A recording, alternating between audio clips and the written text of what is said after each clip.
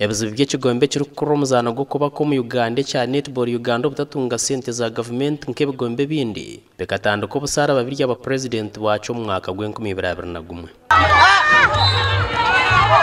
ogwa kija yabingo mu office ejo mukireka cyebwa nyuma yo kuturwa kugikozesa kubi niko government obwe rukorabero mu kitongore cya National Council of Sports kwihahora yisinsi y'ekigombe eki hamwe no kwemereza sente za birene zihebwe ekigombe eki okubasa kushugana semermo aho Joziri Nuchanda yizire kuzo mu ntebe nka president w'ekigombe cyo mwaka guhwire ashangireho ekizibe cyo butagira sente za government icyo bwa hatari yo naterere mikono okiko wa mukuru wihanga yo wereka guta Museveni no kubasa kubahwera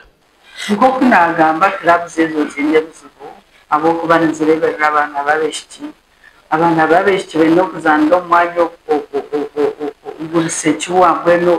ubutarabaretere buzibu beno kuba bene cyayi kandi cyayi kibonende beno kuba bene goposisi beno kuba bene amezi go kunywa bo kuwa omuzando wena wanozana uno kunywa amezi agakumara beno kuriya beno kutambura nabwe cyo club ezinzinda sente Uchanda nagira ngo bine ntekateka yo kutungura omuzano go mu Uganda yona ngo konke bekozesebwa nka sente nibyo batine netenzenda kushaba umukuru w'ihanga n'abanetball nabo abahere club zona asisente babasokora ki okura n'omuzano ubwa hati timu yihanga ya Shikren ziryo mu nkambe rwetebekana zempaka za Celtic Cup zirkwija kuba mu ihanga rya Scotland hagati y'Ibirabiri na Mukaga na 30 byo kwezi kwa 11 konka tibine sente nemwe